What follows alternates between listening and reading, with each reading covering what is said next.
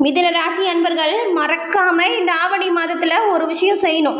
அந்த ஒரு விஷயத்தை நீங்க செய்யறதுனால பாருங்க, சிறப்பான உயர்வு, நல்ல ஒரு வாழ்க்கை, குடும்ப சூழல்ல இருந்த பிரச்சனை, தொழிலில் ஏற்பட்ட கோளாறு, அது மட்டும் இல்லைங்க, வாழ்க்கையில இனி வரக்கூடிய காலகட்டத்தில் நல்ல ஒரு செல்வ செழிப்போடு வாழணும் அப்படின்னு நினைக்கிறவங்க எல்லாம் கண்டிப்பா செய்யணும்.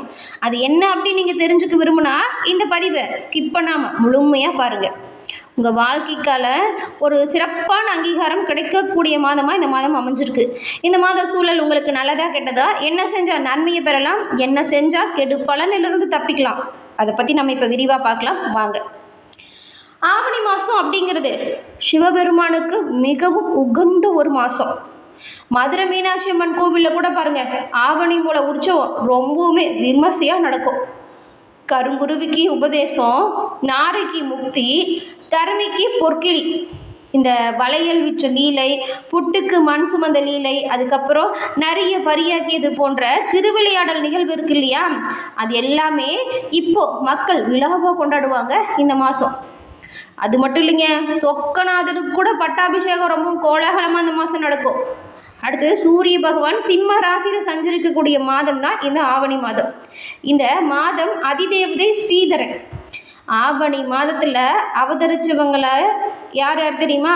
விநாயகர், கிருஷ்ணர், சுவாமி தேசிககுமார், வரதாச்சாரியார், குலச்சிறையார், குங்கலி கலைய நாராயணன், இவங்க எல்லாமே இந்த ஆவணி மாதத்தில் பிறந்தவங்கள கருதப்படுறாங்க. அப்படி சூரியனுக்கு சிம்ம வீடு பலமான இடம். நமக்கு வேண்டிய ஆத்ம பலத்தை தரக்கூடிய கிரகம் கூட அந்த சூரியன் தான். அதனால் இந்த மாதத்தில் வரக்கூடிய ஒவ்வொரு ஞாயிற்றுக்கிழமையிலையுமே 6 மணிலேருந்து 7 மணிக்குள்ள சூரிய ஓரை இருக்கும். அப்போ ஆவணி மாதம் வரக்கூடிய திருவோணம் நட்சத்திரம் மகாபலி சக்கரவர்த்திக்கு உகந்த நாளாக சொல்லப்படுது.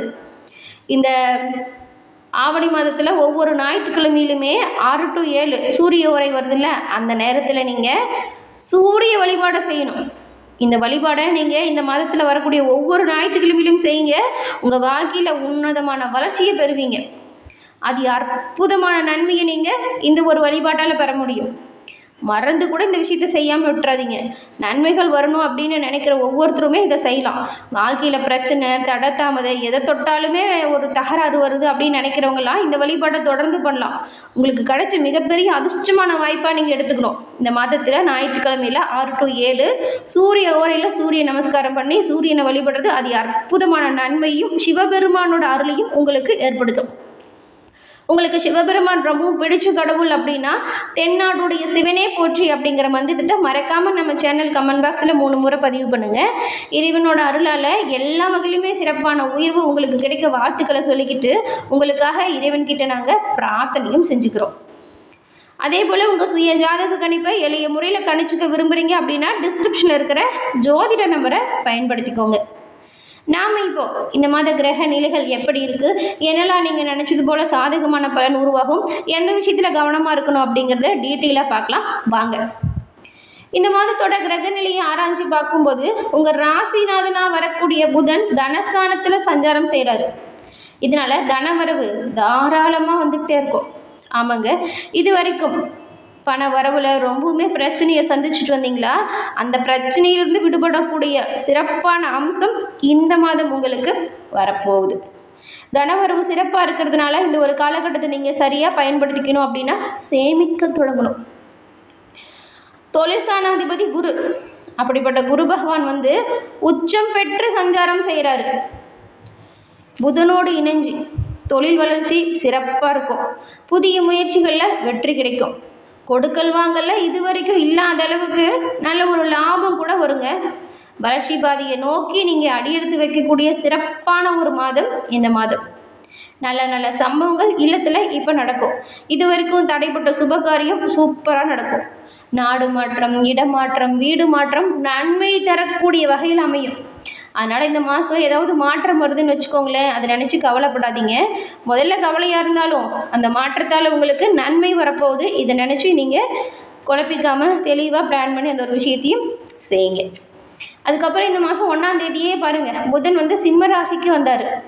உங்கள் ராசிக்கு அதிபதியோ 4ஆம் இடத்துக்கும் அதிபதியும் தான் இந்த புதன்.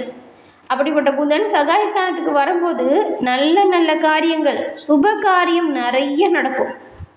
வீட்டில் தடைப்பட்ட திருமணம், தடைப்பட்ட நிச்சயம், குழந்தைங்களோட சுப நிகழ்ச்சி ஏதாவது அப்படியே நின்று போச்சுன்னு வச்சுக்கோங்களேன், ஏதாவது பிரச்சனையால் கூட அந்த பிரச்சனை நீங்கள் சுப நிகழ்ச்சியை சூப்பராக நீங்கள் நடத்த முடியும்.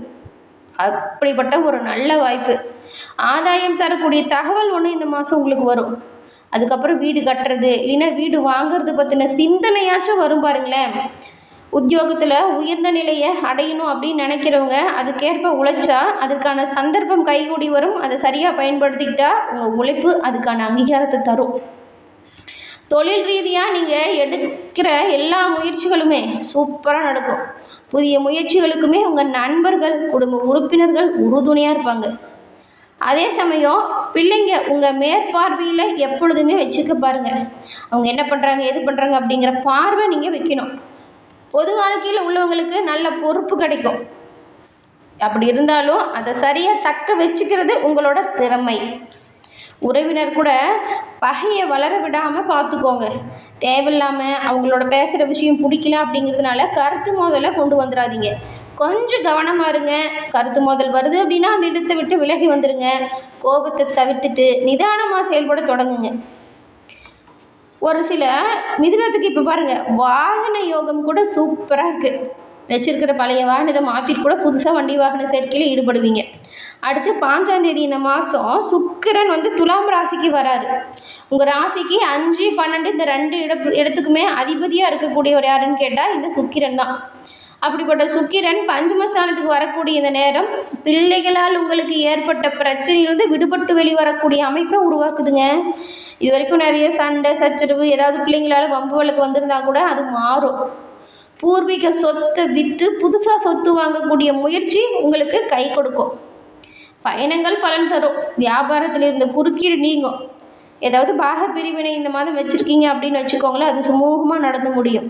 இது வரைக்கும் பிரச்சனை தொல்லை தந்துட்டு இருந்தவங்க உங்ககிட்ட வம்புகளுக்கு கூட வரமாட்டாங்க. உங்களோட செயலை பார்த்து அவங்க ஆச்சரியப்பட்டு தான் நிற்பாங்க. ஏன்னா அந்த சொத்து விஷயமா மாற்று கருத்து வச்சுருந்தாங்க இல்லையா, அவங்களோட மனம் கூட மாறக்கூடிய அமைப்பு தான் இந்த மாதம். ஆரோக்கிய தொல்லை நீங்கும். உற்சாகமாக செயல்படுவீங்க. பொது வாழ்க்கையில் இருக்கிறவங்களுக்கு புதிய முயற்சியுமே வெற்றி வாய்ப்பு தரும். வியாபாரம் தொழிலில் ஈடுபட்டவங்களுக்கு பெரும்பளவு இந்த மாதம் லாபத்தை தரக்கூடிய வகையில் தான் கிரக சூழல் அமைஞ்சிருக்கு. அதனால் கடுமையாக உழைக்கணும், திறமையாக செயல்படணும். அதனால் நன்மை நிச்சயமாக சேரும். உத்தியோகத்தில் மாணவர்களுக்கு மேலே உத்தியோகத்தில் பொறுத்த வரைக்கும் உங்கள் மேலதிகாரிகள் இருக்காங்களே, அவங்களோட ஆதரவு உங்களுக்கு திருப்பி தரக்கூடிய வகையில் அமையும். வேலை விஷயமா நீங்கள் சிறப்பாக செயல்படுவீங்க. மாணவர்களுக்கு பொறுத்த வரைக்கும் உங்கள் ஸ்கூலில் கூட காலேஜில் கூட ஆசிரியர்களோட ஒத்துழைப்பு பக்கபலமாக இருக்கும்.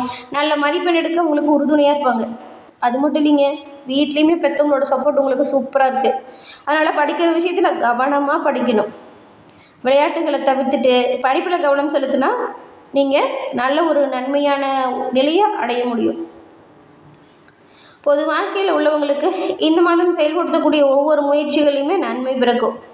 வியாபாரம், அதுக்கப்புறம் ஏதாவது தொழில் பண்ணுறீங்க அப்படின்னா 2லேயுமே சிறப்பாக இருக்குது. லாபம் அதிகரிக்கும். உத்தியோகத்தில் உள்ளவங்களுக்கு மேலதிகாரிகளின் ஆதரவு திருப்தியை தரக்கூடிய வகையில் சூழல் அமையும். கலைஞர்களை பொறுத்த வரைக்கும் கௌரவம் அதிகரிக்குது. மாணவ மாணவிகளுக்கு படிப்பில் தேர்ச்சி ஏற்படக்கூடிய அளவுக்கு திறமை வெளிப்படுது. பெண்களுக்கு இந்த பொருளாதாரத்தில் நிறைவு கிடைக்கும். புகழ் அந்தஸ்து உயரும். உங்களோட ஒவ்வொரு வேலையுமே நீங்கள் சிறப்பாக உங்களோட நேரம் தெரிஞ்சுட்டு உங்களோட சூழல் எப்படி இருக்குது அப்படின்னு புரிஞ்சுட்டு உங்களுக்கான வேலைகளை செய்யுங்க. ஏன் இப்படி சொல்கிறேன்னு வச்சுக்கோங்களேன், எல்லாமே சரியாக நடக்கிற நேரத்தில் சில பிரச்சனைகளுமே வரும். அது சரியாக கையாளணும். உங்களுக்கான ஒவ்வொரு விஷயத்தையுமே உங்கள் குடும்பத்துக்கிட்ட ஆலோசனை பண்ணி கலந்து ஆலோசித்து முடிவு பண்ணால் பிரச்சனைகள் ஏற்படாமல் நீங்கள் தப்பிக்கலாம். எடுத்தோமா கௌத்தமான அவசரப்பட்டு முடிவு பண்ணும்போது அது சிக்கலை ஏற்படுத்திடும். இந்த ஒரு விஷயத்தை தவிர்த்தே ஆகணும். அடுத்து என்ன விஷயத்தை தவிர்க்கணும் அப்படின்னு பார்த்தா, முக்கியமாக நீங்கள் கோவப்படுறத குறைச்சே ஆகணும். இதால் நிறைய பிரச்சனைகளே கடந்த காலத்தில் நீங்கள் சந்திச்சிருப்பீங்க. இந்த பிரச்சனைகள் எதுவும் உங்களை தொடரக்கூடாது அப்படின்னா பொறுமையாக நிதானமாக யோசித்து பிளான் பண்ணி உங்கள் வாழ்க்கையை நீங்கள் திட்டமிட்டு செயல்படுத்தணும். அப்படி செயல்பட்டால் எல்லா வகையிலுமே நீங்கள் நன்மையை பெறலாம். பிள்ளைங்க உங்கள் மேற்பார்வையில் வச்சுக்கணும் அப்படின்னு சொல்லியிருக்கோம். அதுலேயும் கொஞ்சம் கவனம் செலுத்துங்க. பொது வாழ்க்கையில் நல்ல பொறுப்பு வரும். அந்த பொறுப்பையுமே தக்க வைக்க என்ன பண்ணும் அப்படின்னு வேலையை தெரிஞ்சுக்கிட்டு பண்ணுங்கள். எல்லாமே நல்லதாக நடக்கும். உங்கள் குலதெய்வத்தின் அருளால் தொட்டது தொடங்கவும் நினச்சது நடக்கவும் நாங்கள் உங்களுக்கு வாழ்த்துக்களையும் சொல்லிக்கிறோம். உங்களுக்காக உங்கள் குலதெய்வத்துக்கிட்ட நாங்கள் பிரார்த்தனையும் செஞ்சுக்கிறோம். என்ன நேயர்களே, இந்த பதிவு நீங்கள் பயன்பெறக்கூடிய வகையில் அமைஞ்சிருக்கும்னு நினைக்கிறோம். பதிவு பிடிச்சிருந்தால் லைக் பண்ணுங்கள். உங்களுடைய நண்பர்கள், குடும்ப உறுப்பினர்கள் அவங்களுக்குமே இந்த பதிவை ஷேர் பண்ணுங்கள். அவங்களும் பார்த்து பயன்பெறட்டும்.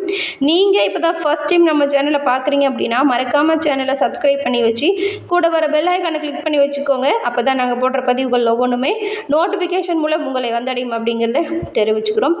மாதப்பலன், வாரப்பலன், உங்கள் வாழ்க்கையில் வைக்கிற ஒவ்வொரு விஷயத்துலையுமே என்ன செஞ்சால் நன்மையை பெற முடியும் அப்படின்னு தெரிஞ்சுக்கிறோன்னு நினச்சிங்கன்னா மறக்காமல் சேனலை சப்ஸ்கிரைப் பண்ணி வச்சுக்கோங்க.